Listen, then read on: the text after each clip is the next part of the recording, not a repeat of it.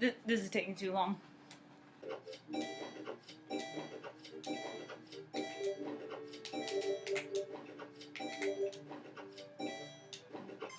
Sarah, you know, instead of sitting here waiting for Legend of Zelda Breath of the Wild to be released, you could be doing a video talking about it.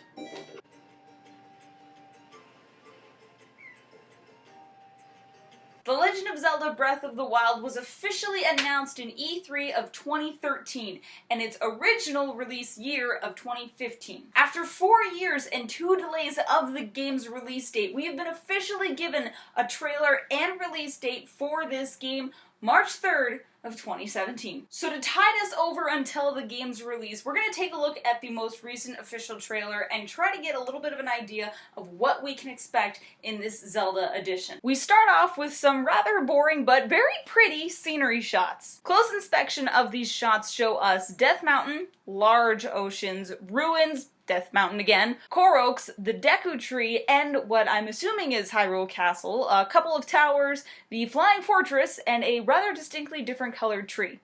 I don't know why, I feel like that's important. Now, just these few shots tell us a lot about this game. Nintendo producer Eiji Aonuma stated at the beginning of the development of Breath of the Wild that this installment of Legend of Zelda was going to be breaking a lot of the series' conventions and challenging a lot of what we are used to in a Zelda game. Obviously, the first thing being the size of Hyrule itself. I'm taking these gloves off, my hands are sweating.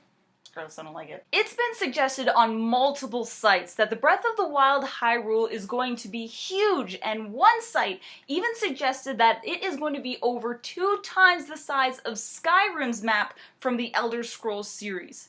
Now for Legend of Zelda, that is huge. I mean, just look at how many times you can fit Twilight Princess's map, which is the biggest map we've had so far in a Zelda game, into the Breath of the Wild Hyrule's map. And don't worry, I'm not skimming over the fact that the Koroks and the Deku Tree are in this trailer. I'll be giving them their full spotlight in a couple minutes. Next we have some more shots of scenery, ruins, and horse! Well, a voiceover of who knows who. Probably Impa, if I had to make a random guess. Older Impa? Yeah, more like that Impa. Or that Impa. Gives us a little taste of the lore of this world, that the Calamity Ganon is a thing once again. And hopefully that doesn't lead to monsters looking like this again. Or this. Or the- wait a minute, that's not- But honestly, I don't have my hopes up. These are the same producers and developers that think that every boss needs a giant, glowing, obnoxious eye to tell us where to shoot it, because otherwise we must be way too stupid to figure it out. A little bit bitter there, Sarah. Yeah, I know. On that note, let's actually talk about the talking elephant in the room. The talking. Yes, this Legend of Zelda game has full voice acting in it. Now I will admit that at first I was totally opposed to this. I mean, full voice acting in a Zelda game? Are you kidding me? But once you get off your nostalgia horse and actually think about it, it's been a long time coming. I mean, think of all the video games you've ever played that first started out with no voice acting and then eventually introduced the idea. Sonic the Hedgehog's first full English voice actor was introduced in 1998 in Sonic Adventure, and since I've been mentioning it, Elder Scrolls with their 2006 installation of Oblivion, and even the Metroid franchise introduced full voice acting with Metroid Prime Corruption in 2007. So Legend of Zelda is actually really slow on jumping on the full voice acting bandwagon when you really think about it. If anything though, unlike Metroid Other M, at least they're keeping Link silent aside from his usual grunts and screams. But seriously, if Link starts monologuing, I am so out. Okay, the sword and shield have to go too because they are starting to attack my posters. Jumping ahead in the trailer, I will say that voice acting will definitely help dramatic scenes like the one we see in the trailer with Zelda crying her eyes out. I mean, yes, past Zelda games have had characters use sound bits to emphasize crying or screaming or things happening at that current moment, but I feel having characters speak the rest of the dialogue in the entire game will help the game's flow run a little bit better. For example, having voice actors read the dialect for the entire game will help us as players from being ripped out of intense scenes by needing to stop and read dialogue.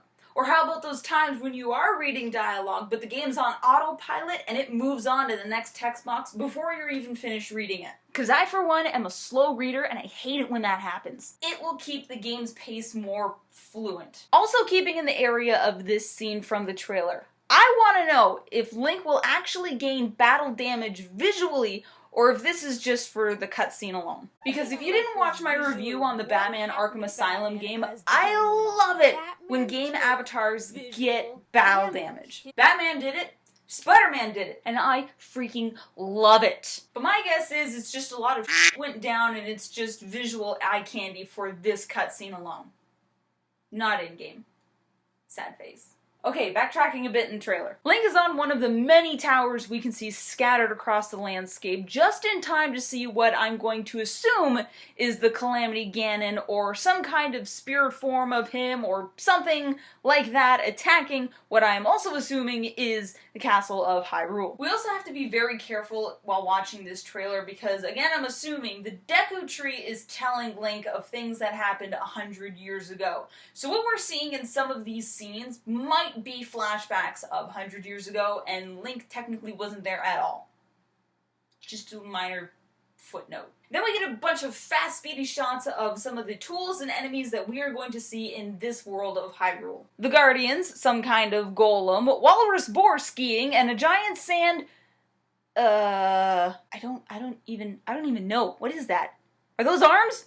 Look at his little arms. They're so small. Magic forming blocks, fire-breathing lizards, and actual armor on Link. That looks cool. A Cyclops. Oh, yeah, look, nope, there it is. The "oh, I wonder where I'm supposed to hit him" eye. We got human-like fighters, magnets, hordes of lizards, and Jesus! Is Michael Bay a part of this game's design?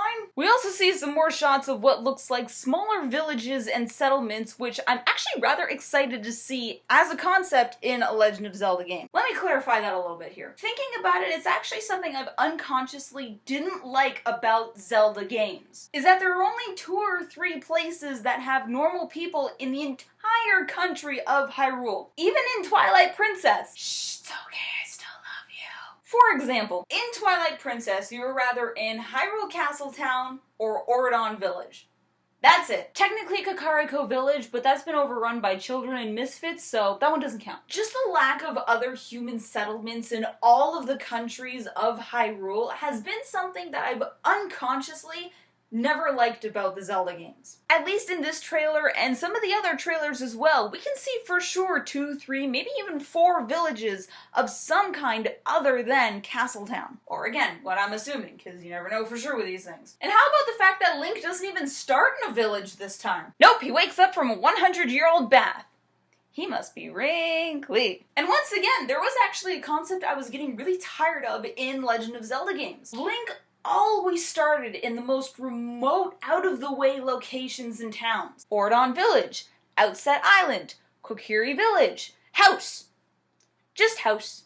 But now, no one is around, and it's just like, here's your 100-year alarm clock, a rock, some old clothes, and go. Be free. Have fun. Bye. Probably the shortest intro to a Zelda game we've had so far. It took the E3 guys 4 minutes and 47 seconds to get to the title card of this game. That's definitely a lot faster than going through the intro of some of the other Zelda games like Wind Waker, Twilight Princess, and even Ocarina of Time. So now we get some more shots of things we'll see in the game. What I'm assuming is a boss likely, and even a good shot of Link's face for once. Twilight Princess and Ocarina of Time's Links are way cuter. A dungeon, fan service, dramatic cutscene, boss that reminds me of when I was little and would put plastic cups on my hands and pretend I was an elephant. It was a thing.